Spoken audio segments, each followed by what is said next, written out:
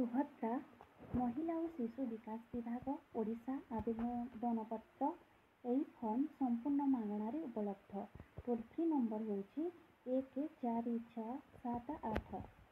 ଭାଗକ ଆବେଦନକାରୀଙ୍କ ସବିଶେଷ ବିବରଣୀ। ନମ୍ବର 1 ସମ୍ପୂର୍ଣ୍ଣ ନାମ। ଆଧାର ଅନୁଯାୟୀ ଏଠାରେ ଆବେଦନକାରୀଙ୍କର ସମ୍ପୂର୍ଣ୍ଣ ନାମ ରହିବ। ନମ୍ବର 2 ଆଧାର ସଂଖ୍ୟା। ନମ୍ବର 3 ସ୍ୱାମୀ କିମ୍ବା ପିତାଙ୍କ ନାମ। ଆଧାର ଅନୁସାରେ ଯଦି ଆଧାର ନମ୍ବରରେ ସ୍ୱାମୀଙ୍କ ନାମ ଅଛି ତାହେଲେ ସ୍ୱାମୀଙ୍କ ନାମ ଏବଂ ଯଦି ପିତାଙ୍କ ନାମ ଅଛି ସେଠାରେ ପିତାଙ୍କ ନାମ ରହିବ। ନମ୍ବର 4 ଜନ୍ମ ତାରିଖ। ପ୍ରଥମେ ଦିନ ମାସ ତାପରେ ବର୍ଷ ରହିବ।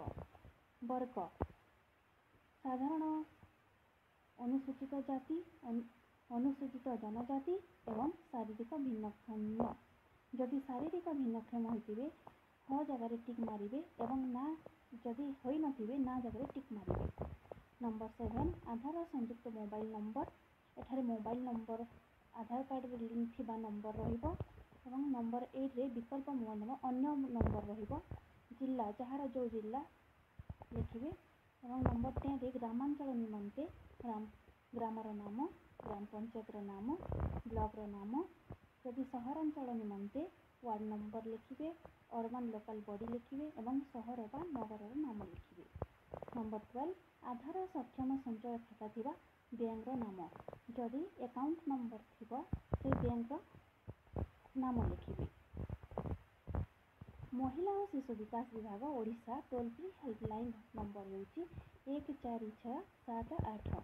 ଭାଗକ ଘୋଷଣାନାମା। ମୁଁ ଏତଦ୍ଦ୍ୱାରା ଘୋଷଣା କରୁଅଛି ଯେ ପୂର୍ବ ପୃଷ୍ଠାରେ ଉଲ୍ଲିଖିତ ତଥ୍ୟ ମୋର ଜ୍ଞାନ ଅନୁଯାୟୀ ସତ୍ୟ ଅଟେ। ମୁଁ ଜ୍ଞାତ ଯେ ଏଥିରୁ କୌଣସି ମିଥ୍ୟା ପ୍ରମାଣିତ ହେଲେ ଏହି ଆବେଦନକୁ ପ୍ରତ୍ୟାଖ୍ୟାନ କରାଯାଇପାରେ ଏବଂ ଆଇନଗତ କଠୋର କାର୍ଯ୍ୟାନୁଷ୍ଠାନ ଗ୍ରହଣ କରାଯାଇପାରେ। ଦୟାକରି ପ୍ରଯୁଜ୍ୟ ସ୍ଥାନରେ ଟିକ୍ ଚିହ୍ନ ମାରନ୍ତୁ। ମୁଁ ଓଡ଼ିଶାର ବାସିନ୍ଦା ଅଟେ। ଏହା କେବଳ ଓଡ଼ିଶାବାସୀଙ୍କ ପାଇଁ ଉପଯୁକ୍ତ ଅଟେ। 1 ଜୁଲାଇ 2024 ସୁଦ୍ଧା ମୋର ବୟସ 21 ବର୍ଷ କିମ୍ବା ତା'ଠାରୁ ଅଧିକ ଏବଂ 60 ବର୍ଷରୁ କମ୍ ଅଟେ। ଏହା 21 ବର୍ଷରୁ ଆରମ୍ଭ ହୋଇ 60 ବର୍ଷ ପର୍ଯ୍ୟନ୍ତ ରହିବ। ମୁଁ କୌଣସି ରାଜ୍ୟ କିମ୍ବା କେନ୍ଦ୍ର ସରକାରଙ୍କର ଯୋଜନା ଅଧୀନରେ ମାସିକ 1500 ଟଙ୍କା ଅଥବା ତଦୂର୍ତ୍ତ କିମ୍ବା ବାର୍ଷିକ 18,000 ଟଙ୍କା ଅଥବା ତଦୂର୍ତ୍ତ ଆର୍ଥିକ ସହାୟତା ରାଶି ପାଉନାହିଁ। ରାଜ୍ୟ ସରକାର ବା କେନ୍ଦ୍ର ସରକାରଙ୍କ ଦ୍ୱାରା କୌଣସି ଯୋଜନାରେ ଜଡ଼ିତ ନଥିବି। ମୁଁ କିମ୍ବା ମୋ ପରିବାରରେ କୌଣସି ସଦସ୍ୟ ବର୍ତ୍ତମାନର କିମ୍ବା ପୂର୍ବତନ ସଂସଦ MP କିମ୍ବା ବିଧାନସଭା ସଦସ୍ୟ ନୁହନ୍ତି। ଏହା MP କିମ୍ବା MLA ମାନଙ୍କ ପାଇଁ ପ୍ରଯୁଜ୍ୟ ନୁହେଁ। ମୁଁ କିମ୍ବା ମୋ ପରିବାରର କୌଣସି ସଦସ୍ୟ ଆୟକର ଦାତା ନୁହନ୍ତି। ମୁଁ କିମ୍ବା ମୋ ପରିବାରର କୌଣସି ସଦସ୍ୟ କୌଣସି ସହରାଞ୍ଚଳ ସ୍ଥାନୀୟ ସଂସ୍ଥା କିମ୍ବା ପଞ୍ଚାୟତିରାଜ ଅନୁଷ୍ଠାନ ଜଣେ ନିର୍ବାଚିତ ଜନପ୍ରତିନିଧି ନୁହନ୍ତି। ୱାର୍ଡ଼ ମେମ୍ବର କେବଳ ୱାର୍ଡ଼ ମେମ୍ବର ଏବଂ କାଉନସିଲର ହୋଇପାରିବେ। ମୁଁ କିମ୍ବା ମୋ ପରିବାରର କୌଣସି ସଦସ୍ୟ ଭାରତ ସରକାର କିମ୍ବା ରାଜ୍ୟ ସରକାରଙ୍କର କୌଣସି ଅଣ୍ଡରଟେକିଂ ଅଥବା ବୋର୍ଡ଼ ଅଥବା ସ୍ଥାନୀୟ ସଂସ୍ଥା ଅଥବା ବିଭାଗରେ ନିୟମିତ କିମ୍ବା ସ୍ଥାୟୀ କିମ୍ବା ଚୁକ୍ତିଭିତ୍ତିକ କର୍ମଚାରୀ ଭାବରେ ନିଯୁକ୍ତ ନୁହନ୍ତି ଅଥବା ଅବସର ପରେ ପେନସନ୍ ପାଉନାହାନ୍ତି। ମୁଁ କିମ୍ବା ମୋ ପରିବାରର କୌଣସି ସଦସ୍ୟ ଭାରତ ସରକାରଙ୍କର କୌଣସି ସରକାରୀ ବିଭାଗ ଅଥବା ଉଦ୍ୟୋଗ ଅଥବା ବୋର୍ଡ଼ ଅଥବା ସଂଗଠନ ଅଥବା ରାଜ୍ୟ ସରକାରଙ୍କ ଜଣେ ନିର୍ବାଚିତ ମନୋନୀତ ନିଯୁକ୍ତ ପ୍ରତିନିଧି ନୁହନ୍ତି।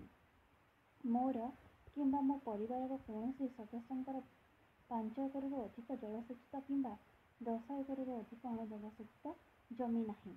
ମୋର କିମ୍ବା ମୋ ପରିବାରର କୌଣସି ସଦସ୍ୟଙ୍କର 4 ଚକିଆ ମୋଟରଯାନ ନାହିଁ, ଯଥା ଟ୍ରାକ୍ଟର, ମିନି ଟ୍ରକ୍ ଏବଂ ଛୋଟ ବାଣିଜ୍ୟିକ ଯାନ ଏବଂ ଅନ୍ୟ ସାମାନ ହାଲୁକା ମାଲବାହୀ ଯାନ ବ୍ୟତୀତ।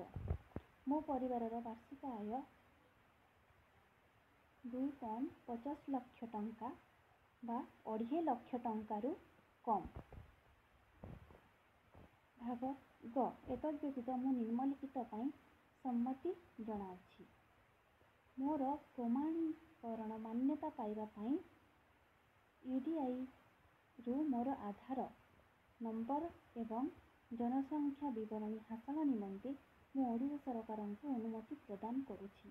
ଏହି ଉଦ୍ଦେଶ୍ୟ ପାଇଁ ନିଜକୁ ପ୍ରମାଣୀକରଣ କରିବାରେ ମୋର କୌଣସି ଆପତ୍ତି ନାହିଁ ଏବଂ ସମ୍ପୂର୍ଣ୍ଣ ଭାବେ ଜ୍ଞାତ ଯେ ଏହି ସୂଚନା କେବଳ ଉପରୋକ୍ତ ଉଦ୍ଦେଶ୍ୟରେ ବ୍ୟବହୃତ ହେବ। ମୋର ଅତିରିକ୍ତ ATM ଡେବିଟ୍ କାର୍ଡ଼ ଜାରି କରିବା ପାଇଁ ମୋର ଆଧାର ସକ୍ଷମ ବ୍ୟାଙ୍କ ଆକାଉଣ୍ଟ ରକ୍ଷଣାବେକ୍ଷଣ କରୁଥିବା ବ୍ୟାଙ୍କକୁ ପରାମର୍ଶ ଦେବା ପାଇଁ ମୁଁ ଓଡ଼ିଶା ସରକାରଙ୍କୁ ଅଧିକାର ଦେଉଛି। ଓଡ଼ିଶା ସରକାରଙ୍କଠାରୁ DBT ପ୍ରାପ୍ତ କରିବା ପାଇଁ ମୁଁ ମୋର ଆଧାର ସକ୍ଷମ ବ୍ୟାଙ୍କ ଆକାଉଣ୍ଟକୁ NPCL ମେପର ସହିତ ସଂଯୋଗ କରିବାକୁ ମୋର ସମ୍ମତି ଦେଉଅଛି। ମୁଁ ଏହା ମଧ୍ୟ ସହମତ ଯେ ଓଡ଼ିଶା ସରକାର ସୁଭଦ୍ରା ପାଇଁ ମୋର ପରିଚୟ ପ୍ରତିଷ୍ଠା ଏବଂ ପ୍ରମାଣିତ କରିବା ନିମନ୍ତେ ମୋ ଆଧାର ସଂଖ୍ୟାର ବ୍ୟବହାର କରିପାରିବେ। ମୁଁ ସୁଭଦ୍ରା ଅଧୀନରେ ଥିବା ସମସ୍ତ ନିୟମ ଓ ସର୍ତ୍ତାବଳୀରେ ସହମତ। ଆବେଦନକାରୀଙ୍କର ଦସ୍ତଖତ ଏଠାରେ ଦସ୍ତଖତ ରହିବ ଏବଂ ତାରିଖ ରହିବ।